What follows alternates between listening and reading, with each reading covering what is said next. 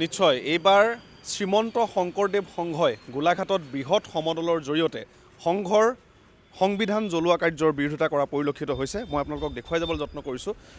সন্মুখত শ্ৰীমন্ত শংকৰদেৱ সংঘৰ সংবিধান হাতত লৈ গোলাঘাট আৰক্ষী থানাত এখন এজাহাৰ দাখিল কৰি পোনে পোনে জিলা আয়ুক্ত কাৰ্যালয় অভিমুখে আগবাঢ়িছে শ্ৰীমন্ত শংকৰদেৱ সংঘ গোলাঘাট জিলা বাহিনীৰ বিষয়ববীয়াসকলে।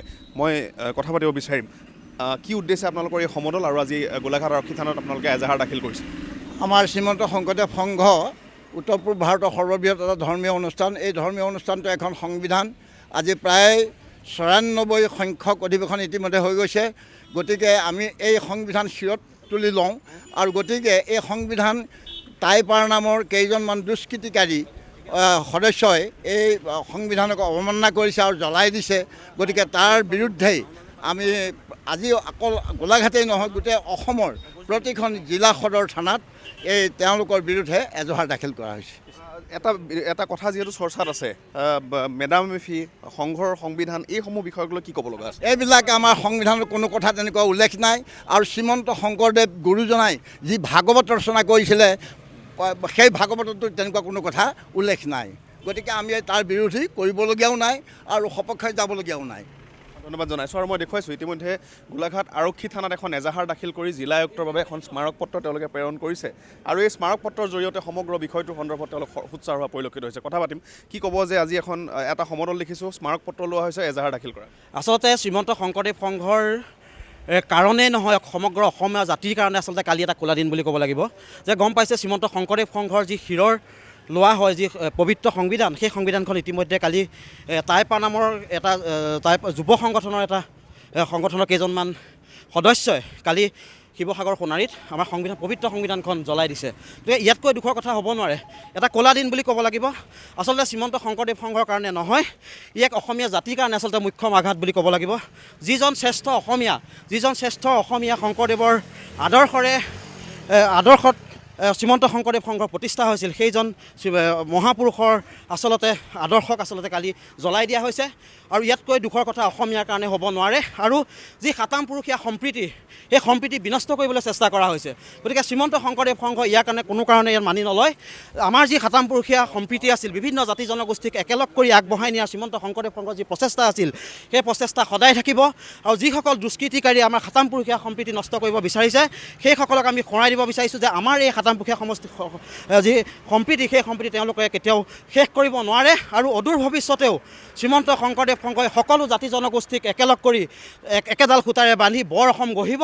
আৰু শ্ৰীমন্ত শংকৰদেৱ সংঘই অকল অসমৰ বুকুতে নহয়, ভাৰতবৰ্ষৰ বুকুত, পৃথিৱীৰ বুকুত এক সম্প্ৰীতিৰ বাতাবৰণ সৃষ্টি কৰিবলৈ সদায় প্ৰচেষ্টা হাতত আগবঢ়াই আহিছে আৰু অদূৰ ভৱিষ্যতে এই বাৰ্তা প্ৰেৰণ কৰিব। আৰু যিসকল দুষ্কৃতিকাৰী ইতিমধ্যে এই কাৰ্যটো সংঘটিত কৰিলে, আমি এটা কথাই কৈছোঁ যে ইতিমধ্যে দেখিছে অকল গোলাঘাট জিলাতে নহয়, অসমৰ সমগ্ৰ জিলাতে ইতিমধ্যে এজাহাৰ দিয়া হৈছে। আৰু ইয়াৰ পিছতেই আমি উপায়ুক্ত কাৰ্যালয়লৈ আমি গৈ আছোঁ। উপায়ুক্ত মহোদয়ৰ ওচৰত আমি স্মাৰক পত্ৰ প্ৰেৰণ কৰিম। আৰু যিসকল দুষ্কৃতিকাৰী আছে, এই দুষ্কৃতিকাৰীসকল অতি সোনকালে প্ৰশাসনে অতি শীঘ্ৰে গ্ৰেপ্তাৰ কৰি উচিত তদন্ত কৰিব বুলি আমি আশা ৰাখিছোঁ। এটা কথা যে চলি আছে ৪-৫ দিন ধৰি, সেই বিষয়টোৰ সন্দৰ্ভত কি ক'ব লগা আছে? আচলতে চাওক, কিছু সংগঠনৰ, অকল শ্ৰীমন্ত শংকৰদেৱ সংঘৰ বুলিয়ে নহয়, সকলো সংগঠনে আচলতে নিজস্ব কিছুমান নীতি নিয়ম থাকে। সেই নীতি নিয়মৰ মাজত আচলতে থাকিম বুলিহে সকলো সেই সংগঠনটোৱে হওক বা বিভিন্ন অনুষ্ঠানত তেওঁলোক আহে। বিশেষকৈ আমি যদি কওঁ আপোনালোকৰ মাজতো কিছু নীতি নিয়ম থাকে, সেই নীতি নিয়মখিনি আপোনালোকে পালন কৰিব লাগে। ঠিক একেদৰে শ্ৰীমন্ত শংকৰদেৱ সংঘৰ এখন সংবিধান আছে, সেই সংবিধানৰ আওতালৈ তেওঁলোক আহিছে। আৰু তেওঁলোকে সদায় এটা কথাই অহাৰ আগমুহূৰ্তত কৈ আছে যে আমি ইয়াৰ সম্পূৰ্ণ নীতি নিয়ম পালন কৰিম। কাৰণ গুৰু আসনৰ সন্মুখলৈ চাই তেওঁলোকে সেই শপত বাক্য পাঠ কৰে। গতিকে সেই নীতি নিয়মৰ মাজত সোমাই পেলাই যদি তেওঁলোকে নীতি নিয়ম ক'ৰবাত ভংগ কৰে, ক'ৰবাত হয়তো কিবা ব্যাঘাত হয়তো জন্মিব পাৰে। অনুষ্ঠানৰ ব্যাঘাতত জন্মোৱা কাম কোনো শংকৰদেৱ সংঘৰ সংগীয়ে নকৰে।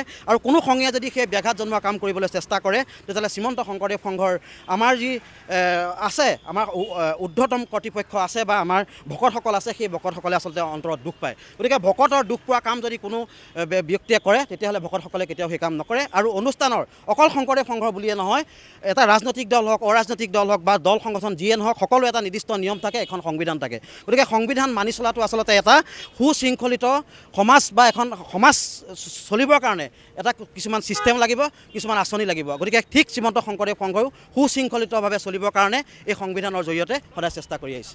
মই দেখুৱাই যাবলৈ যত্ন কৰিছোঁ। ইতিমধ্যে জিলা আয়ুক্ত কাৰ্যালয়ৰ অভিমুখে এই যি সমদল, এই সমদল আগবাঢ়িছে আৰু মই দেখুৱাইছিলোঁ যে সন্মুখত শ্ৰীমন্ত শংকৰদেৱ সংঘৰ যি সংবিধান, সেই সংবিধান হাতত লৈ তেওঁলোকে এই সমদল কৰিছে আৰু জিলা সেৱা বাহিনীৰ বিষয়ববীয়া কৰ্মকৰ্তাসকলে, ভকতসকলে, আইসকলে, বাপসকলে এনেধৰণে গোলাঘাটৰ ৰাজপথত এই সমদলৰ জৰিয়তে সোণাৰীত যি ঘটনা সংঘটিত হ'ল, শ্ৰীমন্ত শংকৰদেৱ সংঘৰ সংবিধান জ্বলাই দিয়া কাৰ্যৰ বিৰোধিতা কৰা পৰিলক্ষিত হৈছে।